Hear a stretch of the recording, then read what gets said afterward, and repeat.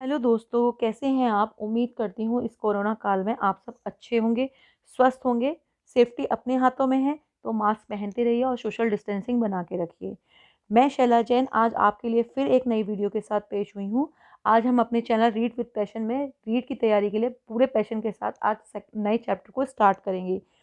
तो आज हम करेंगे, हम अब तक क्लास 6 के 4 चैप्टर्स कंप्लीट कर चुके हैं और अब हम अपने 5th चैप्टर को कंटिन्यू करेंगे। हमारा 5th चैप्टर है प्राचीन भारत की अर्थव्यवस्था। देखिए, अब तक हमने 4 चैप्टर करे हैं और चारों ही चैप्टर आपके एग्जाम पॉइंट ऑफ व्यू से बहुत इंपॉर्टेंट है। इसमें हमें बहुत सारे एमसीक्यूज देखने को मिलेंगे। अब हम जैसे ही हमारी 6 क्लास की बुक खत्म हो जाएगी आरबीएससी बोर्ड की, वैसे ही हम आपकी जो है एमसीक्यू सीरीज लेकर आएंगे इन चैप्टर्स के ऊपर। और आप देखिए कि आपने जितनी वीडियो सुनी है उसमें आपको कितने तरीके के क्वेश्चंस मिलते हैं। उन क्वेश्चन को सॉल्व करने की कोशिश करिए, क्योंकि जितने आप क्वेश्चन सॉल्व करेंगे उतना आपको याद रह जाएगा। तो चलिए, समय को वेस्ट ना करते हुए आज हम नया चैप्टर स्टार्ट करते हैं, प्राचीन भारत की अर्थव्यवस्था। प्राचीन भारत की अर्थव्यवस्था अध्याय 20 क्लास 6 माध्यमिक शिक्षा बोर्ड की ये बुक है और इसमें से आपके क्वेश्चन जो हैं वो बनते हैं। तो चलिए स्टार्ट करते हैं, समय को वेस्ट ना करते हुए।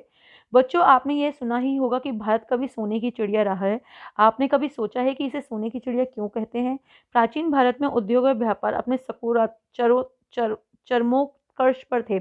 अपने देश में निर्मित वस्तुओं की किस्म अच्छी होने के कारण उसके विदेशों में भी बहुत मांग रहती थी।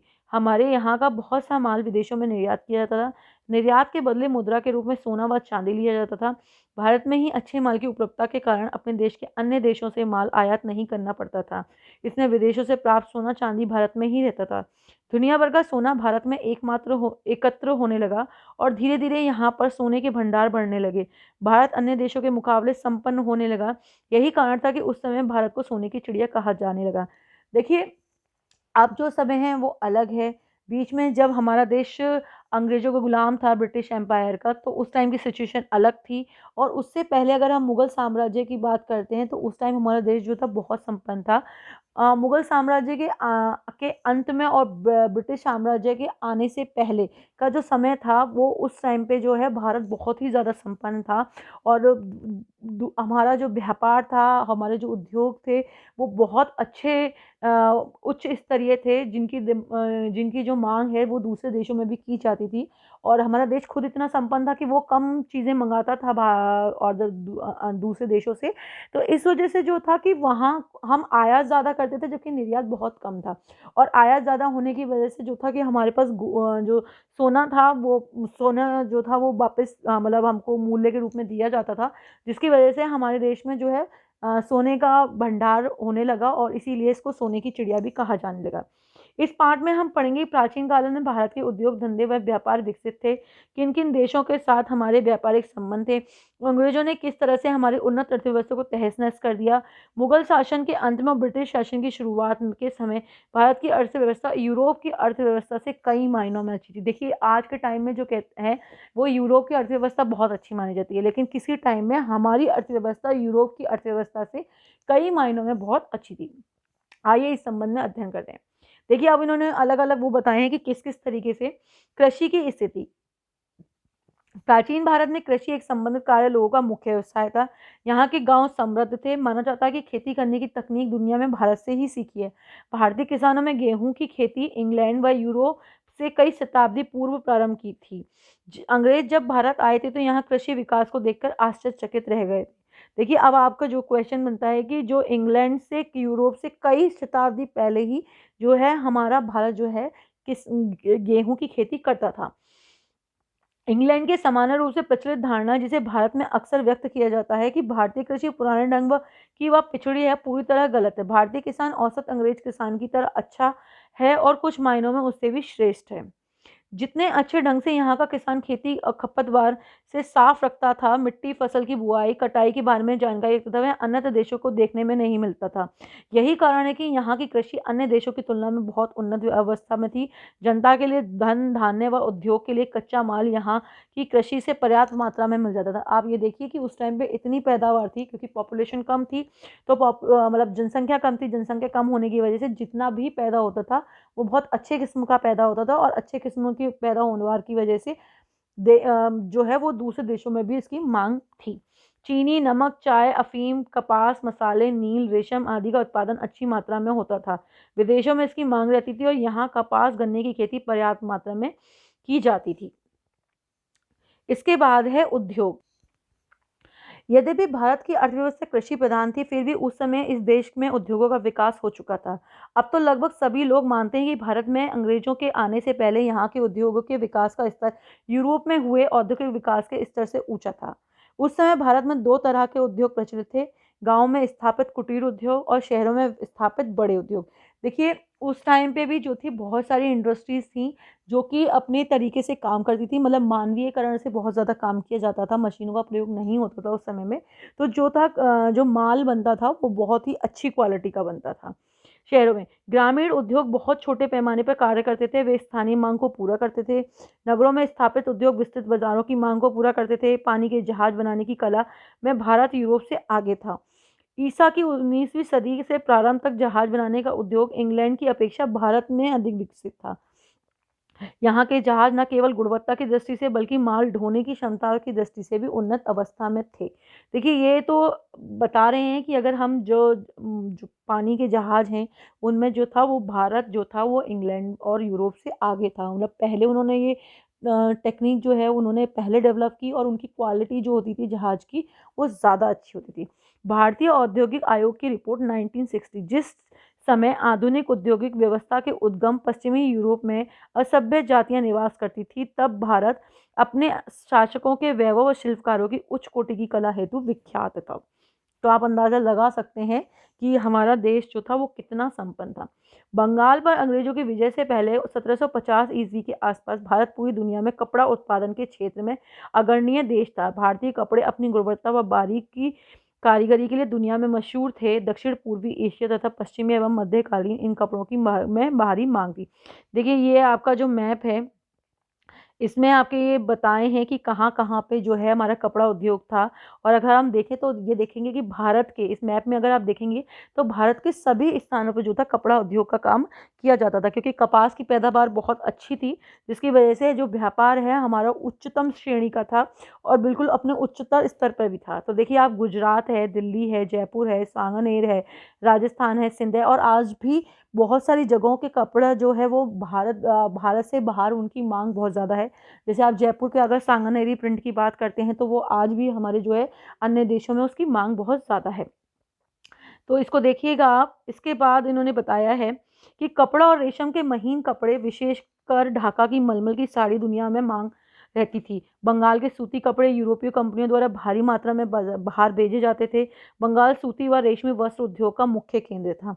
ये आपका क्वेश्चन हो सकता है कि बताइए प्राचीन समय में सूती व रेशमी उद्योगों का मुख्य केंद्र कौन सा? तो आप बताएंगे बंगाल।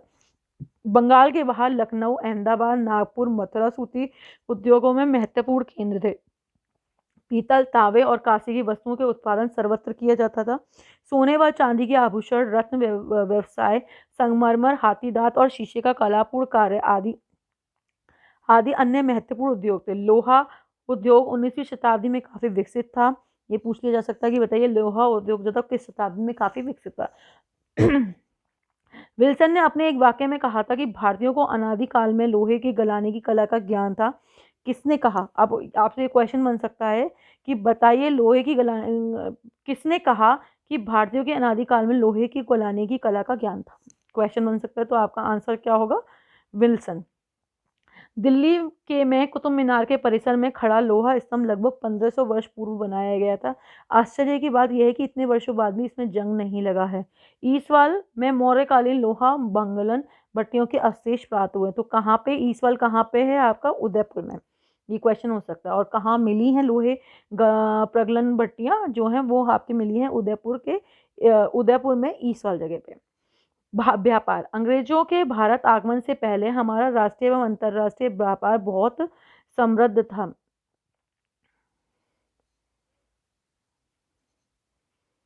समृद्ध था। भारत दूसरे देशों के साथ व्यापार ईसा में 2000 वर्ष पूर्व भी करता था। मिस्र में मम्मीज का वो भारतीय मलमल में लपेट कर रखा गया है, जो इस बात का सबूत है कि प्राचीन काल में मिस्र भारत के कपड़े का आयात करता था। आप बता सकते हैं। यूनान में ढाका की मलमल गंगेतिका नाम से बिकती थी, ये एक इम्पॉर्टेंट लाइन है। इसी तरह रोम में भी भारत से बनी चीजों की भारी खपत थी। मध्य पूर्व में देशों में रेशमी कपड़ों, जरी के काम, कीमती पत्थरों और धातुओं की बनी वस्तुओं की मांग सदैव रहती थी। चूंकि ये देश के उस समय औद्योगिक दृष्टि से पिछड़े थे, इसलिए भारत अपने आयात नहीं करता था। भारतीय व्यापारी को निर्यात के बदले में अक्सर सोना चांदी मिलता था, जिसका अर्थ था कि सोने का देश के भीतर की ओर प्रवाह था, देश की समृद्धि का एक मुख्य कारण बना। पहली सदी में पिलनी नामक लेखक ने शिकायत की थी कि भारतीय सामग्री के प्रयोग के कारण रोमन साम्राज्य में सोना बाहर की ओर खिसता चला गया। तो देखिए कितनी अच्छी बात है। प्राचीन काल में भारत व्यापार की दृष्टि से हम इन कार्यों में दो भागों में बांट सकते हैं, देशी व्यापार और विदेशी व्यापार। देशी व्यापार क्या होता है? देशी व्यापार में व्यापार का कारोबार देश की सीमाओं के भीतर ही किया जाता है, तथा विदेशी व्यापार में यह कारोबार एक देश से दूसरे देश के बीच किया जाता है। देशी व्यापार को घरेलू व्यापार भी कहते हैं। हम अब देशी और विदेशी व्यापार तथा उसके व्यापारिक मार्गों के संबंध में जानकारी प्राप्त, देखिए अब इसमें से काफी सारे क्वेश्चन बन जाके आएंगे। प्राचीन भारत में देशी व्यापार के व्यापारिक पथ। देशी व्यापार के लिए प्राचीन भारत में दो मुख्य मार्ग थे, उत्तर पथ और दक्षिण पथ। इसका उल्लेख महाभारत एवं बौद्ध एवं जैन ग्रंथों में मिलता है। देखिए मैंने आपको लास्ट टाइम भी बताया था, और आज का हमारा यही क्वेश्चन है कि किस बौद्ध ग्रंथ में जो है इनके बारे में जानकारी मिलती है। और जैन ग्रंथ का भी नाम बताइए। आपको दोनों ग्रंथों के नाम बताने हैं जिनमें आपके इस तरह की इंफॉर्मेशन हमें देखने को मिलती है, यानी कि हमें इंफॉर्मेशन इनके बारे में जानकारी प्राप्त होती है। तो ये आज का क्वेश्चन है, आप इसे ज़रूर बताइएगा। उत्तरापथ भारत में उत्तरी के भागों को जोड़ता था, दक्षिण पथ भारत के दक्षिण हिस्सों को जोड़ता था। उत्तरापथ ताम्रलिपि यानी कि बंगाल का पश्चिमी क्षेत्र से शुरू होता था, पाटलिपुत्र, वैशाली, कुशीनगर, श्रीवस्ता से होता हुआ वर्तमान उत्तर प्रदेश में हस्तिनापुर से गुजरता था। इसमें आपके ये दे रखा है, देखिए उत्तरी पथ और दक्षिणी पथ। इसमें कितना भी करने के बाद ये क्लियर नहीं हो रहा है, तो आप अगर बुक में से देखेंगे तो आपको समझ में आ जाएगा। तो ये आपका उत्तरी पथ है जो है, ये आपका उत्तरी पथ है ये वाला, ठीक है ना। और ये आपका दक्षिणी पथ है, मतलब इसमें ये इतना कुछ पता नहीं चल रहा है, तो आप देख लीजिएगा एक बार बुक में से, जब आप अच्छे से देखेंगे इसको। उत्तरी पथ के उत्तरी भागों से जोड़ता था और दक्षिणी पथ भारत के दक्षिण हिस्सों से जोड़ता था। उत्तर पथ ताम्रलिपि से शुरू होता था, तब पाटलिपुत्र, वैशाली, कुशीनगर रास्ता से होता हुआ वर्तमान उत्तर प्रदेश के हस्तिनापुर से गुजरता था। यहाँ से पंजाब, दिल्ली होते हुए हिमालय की तलहटी से गुजरता था। आगे यह कश्मीर घाटी को छूते हुए पंजाब के तक्षशिला होते हुए पुष्कलावती, यानी कि जो वर्तमान में पेशेवर पाकिस्तान में है, को पार करते हुए अफगानिस्तान को जाता था। देखिए पहले भारत में ही आपका पाकिस्तान अफगानिस्तान आता था, ये तो बाद में अलग हुए हैं, उनकी तरफ मतलब था। अफगानिस्तान में से ये रास्ता काबुल को पार करता हुआ एशिया के बल्ख तक पहुंचता था। पंजाब से एक रास्ता सिंध की ओर भी जाता था। प्राचीन काल में विंध्य पर्वतमाला में दक्षिण भाग को दक्षिण पथ के नाम से जाना जाता था। अब ये क्वेश्चन हो जाता है कि बताइए दक्षिण भाग में कौन सा पर्वत आता है, तो आप कहेंगे विंध्य पर्वतमाला। इस तरह दक्षिण पथ एक रास्ते का नाम भी था और एक भूभाग का भी। दक्षिण पथ दो दिशाओं में जाता था। एक दिशा महाराष्ट्र के गोदावरी नद के तट पर बसे शहर पैठड़ से बिहार के मुख्य शहरों की तरफ जाता था। दूसरी दिशा में पैठड़ से पश्चिमी समुद्री तट की तरफ से गुजरता हुआ मध्य प्रदेश की नर्मदा के तट पर महाबलेश्वर, अब इसे हम महाबलेश्वर कहते हैं जैसे, और उज्जैन को पार करता हुआ आगे वह गोनदा यानी कि गेंडों का प्रदेश से निकलकर भिलसा, कोसम, साकेत यानी कि अयोध्या, श्रावस्ती, सेतरण्या, कपिलवस्तु, पावापुरी, भोगनागारा, वैशाली, राजगृह होते हुए जाता था। दक्षिण पथ अनेक पहाड़ी श्रृंखलाओं से होकर गुजरता था। इन पहाड़ों पर रहने के लिए व्यापारियों में अनेक गुफाएं बना ली थी। बाहर व्यापार सड़क और नदी के रास्ते होता था। नावों में काफिले चलते थे। चंपा और मिथिला से व्यापारी नावों के सामान लाद कर ताम्रलिपि से ले जाते थे। देखिए आप उस टाइम पे भी कितनी उन्होंने अपने आप में मतलब टेक्नोलॉजी तकनीक जो थी डेवलप करी हुई थी कि किस तरीके से उनको ग्रुप में मतलब साथ में चलना है, किस तरीके से उनको सामान ले जाना है, मतलब कितनी व्यवस्था करके उस टाइम पे वो चलते होंगे। प्राचीन भारत में विदेशी व्यापार। हम ये पढ़ चुके हैं कि औद्योगिक दृष्टि से भारत 19वीं शताब्दी के प्रारंभ तक बहुत ही अधिक उन्नत व्यवस्था में था। यहाँ के शिल्पकार न केवल स्थानीय आवश्यकताओं की पूर्ति करते थे, बल्कि पर्याप्त मात्रा में यहाँ से वस्तुओं का निर्यात करते थे। मलमल, छीट, जरी के वस्त्र, लोहे व इस्पात की वस्तुएं, तंबाकू, नील, शॉल, रेशम व रेशमी वस्त्र एवं गरम मसालों का भारत में काफी मात्रा से निर्यात किया जाता था। इसके बदले विदेशी व्यापारी हमें जवाहरात, सोना और चांदी देते थे। उस टाइम पे कोई पैसे तो नहीं चलते थे, ना नोट चलते थे, तो उस टाइम पे जो बेसिकली जो तरीका मतलब जो मतलब मूल्य को मापने का तरीका था वो सोने और चांदी ही थे। इस बात से पर्याप्त सबूत हैं कि प्राचीन काल में भारत का विदेशी व्यापार दुनिया के अनेक देशों से था, जिसमें मुख्य है बेबीलोन, मिस्र, जावा, सुमात्रा और रोम आदि। मध्य भारत में के जंगलों से जहाज बनाने के लिए लकड़ी निर्यात की जाती थी। खेतड़ी की खदानों से तांबा भेजा जाता था। मेवाड़ से जस्ता भेजा जाता था। हीरे जवाहरात, रेशम के कपड़े व अन्य जवाहरात रोम भेजे जाते थे। काली मिर्च की यूरोप की में बहुत मांग थी। फारस की खाड़ी में दक्षिण तट पर स्थित नगर तांबा, चंदन एवं सागवान खरीदते थे। देखिए ये जो पूरा पैराग्राफ है मैंने आपको बताया है, ये पूरा पैराग्राफ, इसमें आपको ना बहुत सारे क्वेश्चन मिल जाएंगे। एक ये भी अंडरलाइन बनती है कि बेबीलोन, मिस्र, जावा, समत्रा जो थे, ये जो राज्य थे, ये आपके बेसिकली हम इनसे जो थे व्यापार करते थे। और इसमें ये चीज़ों का नाम बताया कि खेतड़ी की खादानों से तांबा जाता था, मेवाड़ से जस्ता भेजा जाता था, हीरे जवाहरात जो रेशम के कपड़े व अन्य जवाहरात थे वो रोम भेजे जाते थे। तो इसमें आपके बहुत सारे छोटे छोटे क्वेश्चंस बन जाते हैं, तो इन्हें आप एक बार ज़रूर अच्छे से पढ़ के और इनको थोड़ा सा ध्यान रखिएगा। प्राचीन विदेशी व्यापारिक मार्ग, अब इन्होंने बताया है कि व्यापारिक मार्ग कौन से थे उस टाइम। इथोपिया यानी कि अफ्रीका से हाथी दांत व सोना भारत आता था। अब ये पूछा जा सकता है कि बताइए ये चीजें कहाँ से आती थी। बाहर से हमारे देश में आयात होने वाली सूची में घोड़े प्रमुख थे। तीसरी ईसी सदी से जब रोम का साम्राज्य कमजोर पड़ने लगा तो भारत के व्यापारी पूर्वी एशिया में ज्यादातर व्यापार करने लगे। सुवर्णा द्वीप, कंबोज आदि स्थानों पर भारतीय बस्तियां बसने लगी। चीनी लेखकों ने हिंद, चीन व हिंदेशिया में भारतीय व्यापारियों की वस्तुओं का उल्लेख किया है। अब ये पूछ लेगा क्वेश्चन में आपसे कि बताइए किस चीनी लेखक ने भारतीय व्यापारियों की वस्तुओं का उल्लेख किया है या किसमें हमें मिलता है। पूर्व में कलिंग देश के व्यापारी की पूर्वी एशिया से जाते थे। प्राचीन काल में अंतर्राष्ट्रीय बाजार में भारत व रेशमी व सूती उत्पादनों का ही दबाव था। अर्मीनियन और फारसी सौदागर पंजाब से अफगानिस्तान, पूर्वी फारस और एवं मध्य एशिया के रास्ते यहाँ की चीज़ें लेकर जाते थे। यहाँ से बने महीन कपड़ों के थान ऊँटों की पीठ पर लादकर पश्चिमोत्तर सीमा के से पहाड़ी दर्रों और रेगिस्तान के पार ले जाते थे। गुजरात के तट पर स्थित सूरत बंदरगाह के जरिए भारत खाड़ी और लाल सागर के बंदरगाहों से जुड़ा हुआ था। कोरोमंडल तट पर मछलीपट्टनम और बंगाल की हुंगाली के माध्यम से दक्षिण पूर्वी एशियाई बंदरगाहों के साथ खूब व्यापार करता था। देखिए अब इसमें से पूछ सकता है कि किसके द्वारा व्यापार किया जाता था या बताइए, तो आप बताएंगे कि कोरोमंडल तट पर मछलीपट्टनम और बंगाल की हुगली के माध्यम से। तो इसमें से बहुत छोटे छोटे क्वेश्चन बन जाते हैं, आप एक बार इसको थोड़ा सा ध्यान रखिएगा रास्तों का। भारत का विदेशी व्यापार मुख्यतः भूमार्ग से और हिंद महासागर, अरब सागर के रास्ते, समुद्री मार्ग से अरब देशों तक होता था। विदेशी व्यापारी द्वारा समुद्र रास्ते की खोज के बाद तो अनेक पाश्चात्य जगत की कंपनियां भारत के साथ व्यापार करने लगी, जिसमें मुख्यतः फ्रांस, डच और ब्रिटिश कंपनियां थीं। इनके साथ आयात किया था और यही हमारे भारत में आकर बस गए थे बाद में।